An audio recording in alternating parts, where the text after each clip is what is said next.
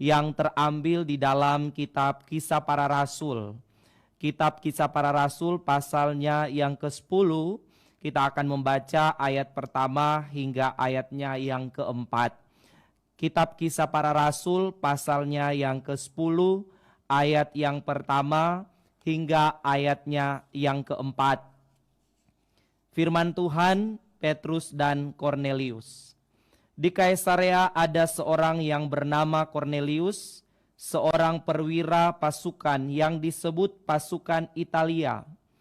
Ia saleh, ia serta seisi rumahnya takut akan Allah, dan ia memberi banyak sedekah kepada umat Yahudi dan senantiasa berdoa kepada Allah. Dalam suatu penglihatan kira-kira jam 3 petang, jelas tampak kepadanya seorang malaikat Allah masuk ke rumahnya dan berkata kepadanya, "Kornelius." Ia menatap malaikat itu dan dengan takut ia berkata, "Ada apa Tuhan?" Jawab malaikat itu, "Semua doamu dan sedekahmu telah naik ke hadirat Allah dan Allah mengingat engkau." Puji akan nama Tuhan. Sahabat dimanapun berada, berdasarkan ayat ini sesuai dengan yang disampaikan tadi bahwa saya mengambil satu judul perenungan, yaitu jadikan Tuhan mengingat engkau selalu. Puji Tuhan, tentunya kita siapapun pasti ingin diingat. Ya, kita ingin diingat oleh siapapun tentunya. Dan kita mengharapkan orang mengingat kita dalam hal-hal yang tentunya baik. Ya, kita berkenalan, bersahabat dengan orang, dan tentunya dalam suatu kesempatan ketika kita berjumpa kembali, kita berharap orang tersebut mengingat kita. Dan bahkan ada satu ungkapan di mana ketika kita memiliki satu hal yang baik, maka ketika kita tidak ada, kita ini menjadi sesuatu atau menjadi pribadi yang dirindukan. Dan ketika kita ada, maka menjadi hal yang menyenangkan, baik di antara sahabat kita ataupun di komunitas kita. Namun ketika kita memiliki sesuatu hal yang atau nilai yang buruk di tengah-tengah sahabat atau komunitas kita, maka ketika kita tidak ada itu disukai justru. Dan ketika kita hadir di tengah-tengah teman-teman kita atau komunitas kita, justru kita tidak memberikan kesenangan bagi mereka. Nah, ini yang menjadi satu hal yang perlu kita perhatikan, bahwa kita ini diingat, apakah diingat tentang kebaikan kita atau tentang sesuatu yang justru malah membuat orang merasa tidak nyaman. Dan tentunya kita ingin sebagai siapapun, apapun latar belakang kita ingin diingat orang mengenai hal-hal yang baik daripada kehidupan kita. Nah, berdasarkan pembacaan kita melihat bahwa tentunya kita mengambil bagian pembacaan di dalam kitab Kisah Para Rasul. Nah, kita tahu bersama bahwa kitab Kisah Para Rasul ini mengisahkan tentang bagaimana permulaan berdirinya gereja Tuhan, menunjukkan bahwa Injil itu bergerak dengan cepat, yang tentunya tidak terlepas daripada peranan kuasa Roh Kudus. Dan juga tentunya menunjukkan bagaimana umat-umat Tuhan yang ada di awal mula gereja itu begitu bersemangat untuk memberitakan Injil kepada siapa saja yang mereka jumpai. Dan salah satu hasil dari penginjilan adalah bertobatnya Kornelius, seorang perwira dari Italia. Kalau kita melihat di dalam ayat pertama ya, dia adalah seorang perwira dari Italia. Dan kita ketahui bersama bahwa dia adalah seorang dari golongan non-Yahudi dan merupakan orang non-Yahudi pertama yang bertobat. Nah, ketika ia dan seisi rumahnya serta teman-temannya mendengarkan khotbah daripada Petrus pada waktu itu, kita melihat ada beberapa hal yang membuat Kornelius ini diingat oleh Tuhan. Kalau kita melihat kepada ayat 4, di sana dikatakan pada waktu dia mendapatkan penglihatan, ia menatap malaikat itu dan dengan takut ia berkata, "Ada apa Tuhan?" Jawab malaikat itu, "Semua doamu dan sedekahmu telah naik ke hadirat Allah dan Allah mengingat engkau." Kita sangat senang apabila seseorang mengingat kita, teman-teman kita mengingat kita, keluarga kita mengingat kita. Apalagi kalau Tuhan yang mengingat kita. Ya, tentunya kita sangat senang sekali, kita sangat berbahagia apabila kita diingat oleh Tuhan. Karena itu kita mau melihat dari seorang Kornelius ini ada beberapa hal yang membuat dia dalam catatan kebenaran firman Tuhan dikatakan Allah mengingat engkau, Allah mengingat engkau Kornelius dalam penglihatannya ya. Yang pertama kalau kita melihat di dalam catatan ayat 2.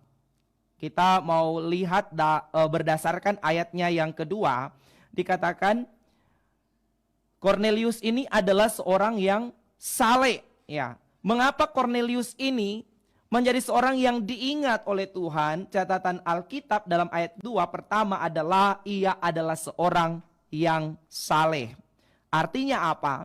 Ia adalah seorang yang taat dan sungguh-sungguh benar-benar menjalankan ibadahnya kepada Tuhan.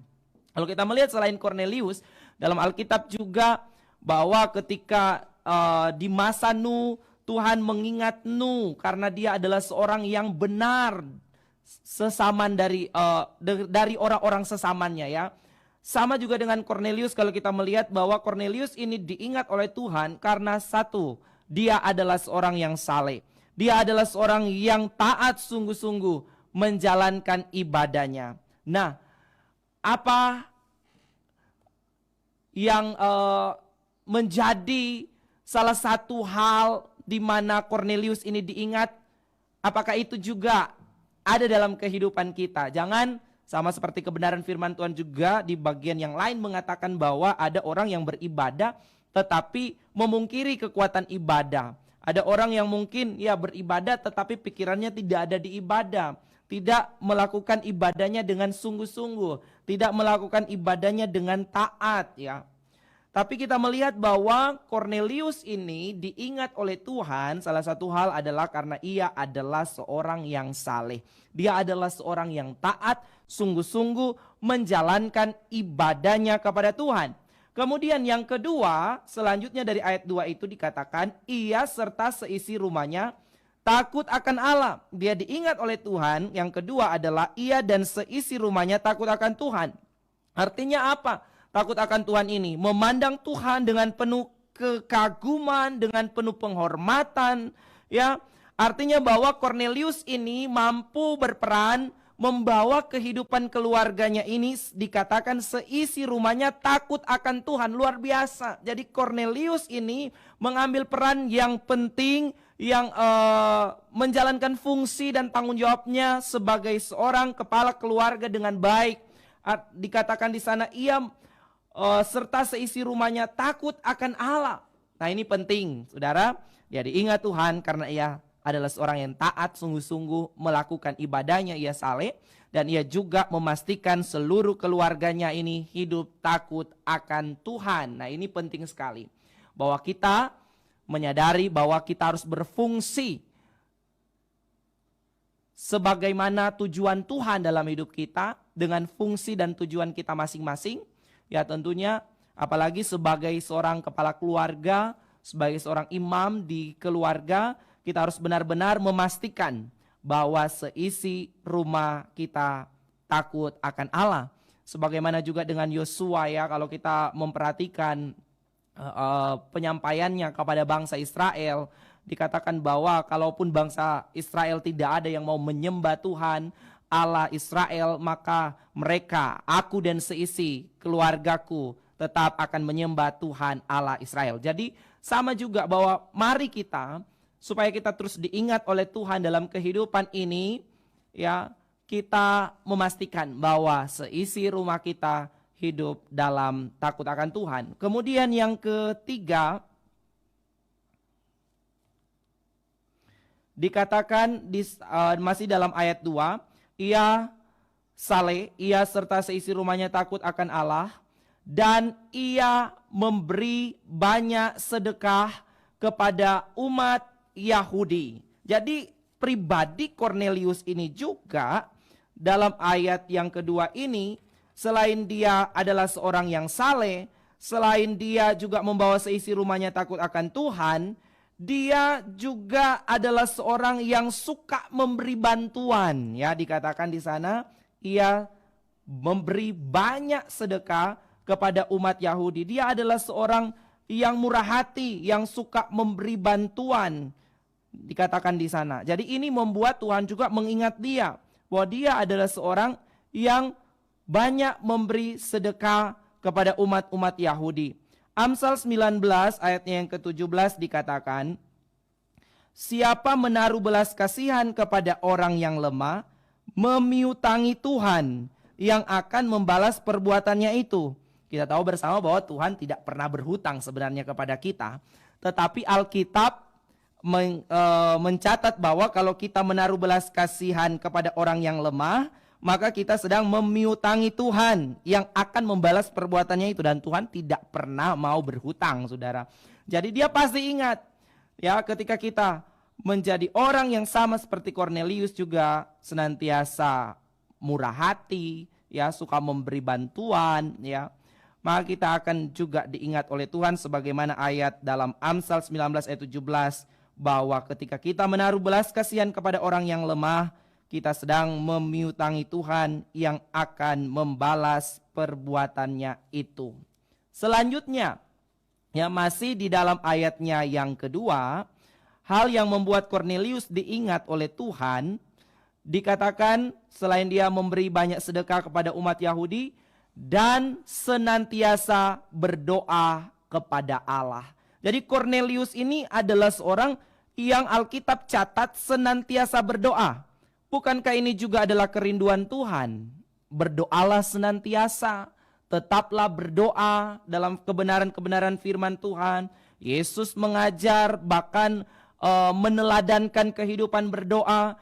Ini yang membuat, ini salah satu yang membuat Kornelius diingat Tuhan bahwa dia adalah seorang yang senantiasa. Senantiasa artinya ada satu tindakan yang berkelanjutan, yang terus menerus, ya. Senantiasa berdoa kepada Allah, ya, luar biasa. Bagaimana kehidupan doa kita? Apakah kehidupan doa kita atau pada waktu kita berdoanya sambil lalu saja? Apakah kita berdoa hanya karena ketika kita teringat untuk berdoa saja? Ataukah memang kita menjadikan doa sebagai satu bagian yang tidak terlepas dalam kehidupan kita? Artinya kita menjadikan doa itu ada dalam kehidupan kita senantiasa, ya. Senantiasa kita berdoa kepada Tuhan. Nah, inilah beberapa hal yang dicatat di dalam kebenaran firman Tuhan di dalam ayat 2 mengenai satu pribadi Kornelius ini. Sehingga pada waktu dia berdoa kepada Tuhan, dalam doanya itu dia memperoleh penglihatan bahwa ada malaikat Tuhan yang datang kepadanya. Dan pada waktu itu Kornelius dalam penglihatannya dia berkata, ada apa Tuhan? Jawab malaikat itu bahwa semua doamu, jadi tidak ada yang terlewati, semua doamu dan sedekahmu telah naik ke hadirat Allah. Kita melihat bagaimana hal-hal yang dilakukan oleh Kornelius ini dikatakan itu naik ke hadirat Allah. Dan Allah mengingat engkau. Saya katakan tadi bahwa kita sangat senang kalau orang lain mengingat, sahabat-sahabat kita mengingat kita. Tapi kita perlu juga membuat diri kita bukan hanya diingat oleh orang lain, tapi paling utama kita diingat oleh Tuhan. Orang lain boleh melupakan kita, tapi biarlah Tuhan selalu mengingat kita ketika kita mau hidup, ya, benar di hadapan Tuhan. Kita mau taat sungguh-sungguh menjalankan ibadah kita kepada Tuhan. Kita memastikan bahwa kita dan seisi keluarga kita hidup dalam takut akan Tuhan. Artinya apa? Bahwa kita memandang Tuhan dengan penuh kekaguman, penuh penghormatan, taat kepada perintah-perintah Tuhan, menolak dengan tegas setiap dosa yang ditawarkan ke dalam kehidupan kita, dan juga menjadi orang-orang yang murah hati, yang senantiasa suka memberi bantuan, ya, kepada orang-orang yang benar-benar membutuhkan, dan memiliki kehidupan doa yang senantiasa, ya, terus menerus dalam keberadaan kehidupan kita. Ketika Tuhan mengingat Kornelius, ya, walaupun kita ketahui bersama bahwa segala kesalehan kita, segala perbuatan baik kita, segala amal ibadah kita tidaklah dapat menyelamatkan kehidupan kita, karena kita diselamatkan hanya oleh karena kasih karunia daripada Tuhan, dengan percaya kepada Tuhan Yesus sebagai Tuhan dan Juru Selamat satu-satunya dalam kehidupan kita.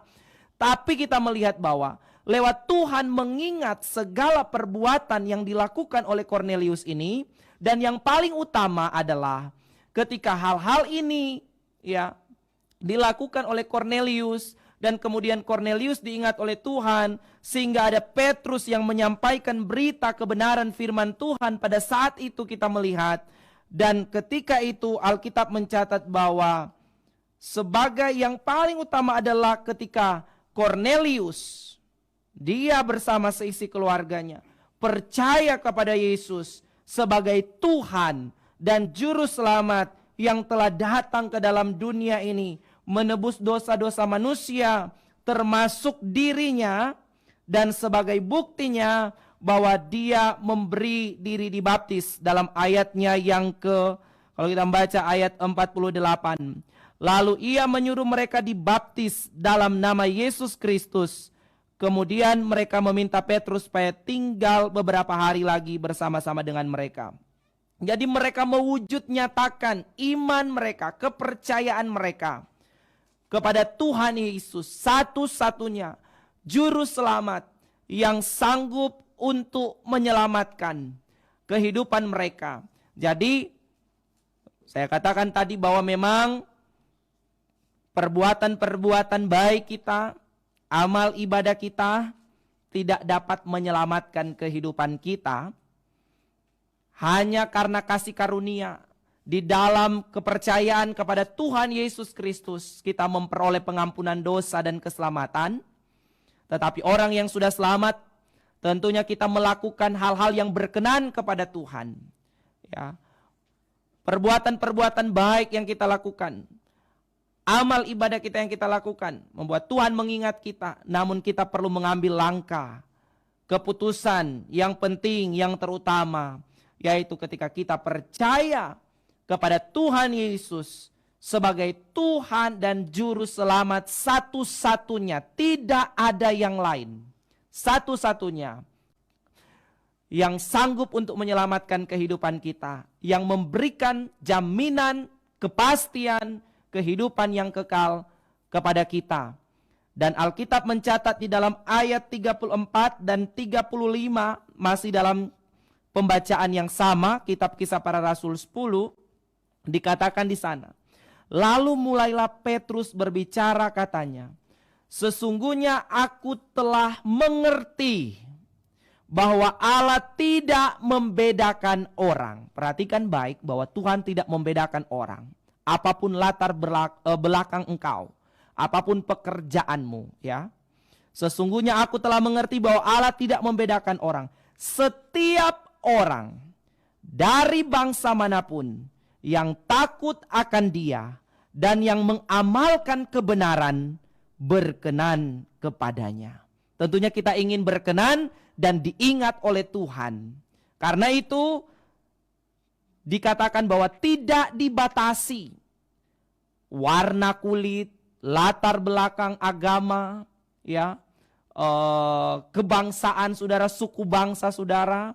Ketika saudara mengamalkan kebenaran, takut akan Tuhan, percaya kepada Yesus sebagai Tuhan dan Juru Selamat, maka saudara diingat oleh Tuhan, berkenan, dan memperoleh keselamatan daripada Tuhan. Karena itu, pagi hari ini kebenaran firman Tuhan datang bagi kita. Jangan cuma kita buat orang-orang mengingat kita, apalagi mengingat kita dalam hal-hal yang sebenarnya tidak berkenan kepada Tuhan. Orang ingat, oh dia jago minum, atau oh dia jago kalau main judi. Ya, orang ingat itu hal-hal yang tidak berkenan kepada Tuhan. Tapi kalau orang ingat, oh dia adalah seorang yang suka berdoa, dia adalah seorang yang memberi motivasi yang baik, dia adalah seorang kepala keluarga yang baik, dia membawa keluarganya hidup takut akan Tuhan, diingat dengan hal-hal yang baik. Karena firman Tuhan bilang di dalam Amsal, kenangan kepada orang benar mendatangkan berkat, ya. Jadi ketika mengingat perbuatan-perbuatan orang benar, ya, itu mendatangkan berkat, mendatangkan sukacita, mendatangkan suatu kesaksian. Jadi mari, ya, karena ada patah mengatakan harimau mati meninggalkan belang, gajah mati meninggalkan gading, manusia mati meninggalkan nama. Jadi mari kita hidup senantiasa berkenan kepada Tuhan, hidup terus taat, bawa keluarga kita, pastikan hidup dalam takut akan Tuhan, senantiasa menjadi orang-orang yang bermurah hati, dan terus kita memiliki senantiasa kehidupan doa yang terus menerus ada dalam kehidupan kita. Dan biarlah kepercayaan kita kepada Tuhan Yesus Kristus tidak akan kita lepas apapun yang terjadi dalam kehidupan kita. Karena kepastian keselamatan hanya di dalam Tuhan Yesus. Dan ingat, saya mau ingatkan sekali lagi, bahwa Tuhan sebagaimana firman-Nya tidak membeda-bedakan orang. Tidak membeda-bedakan orang. Ya, apapun latar belakangmu, seberapa besar dosamu, ketika kita dikatakan setiap orang dari bangsa manapun yang takut akan Dia, yang mengamalkan kebenaran, berkenan kepadanya.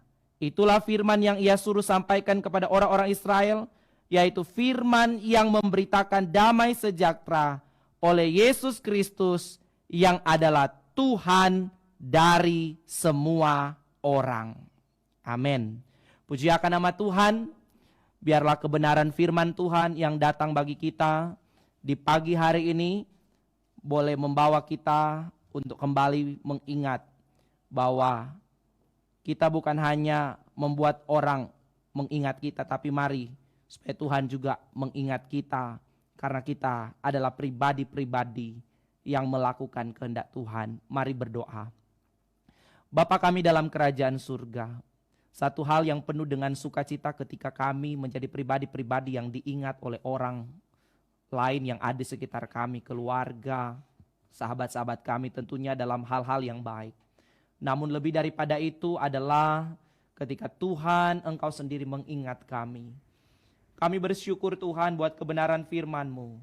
Jadikan kami orang-orang yang senantiasa taat melakukan kehendak-Mu.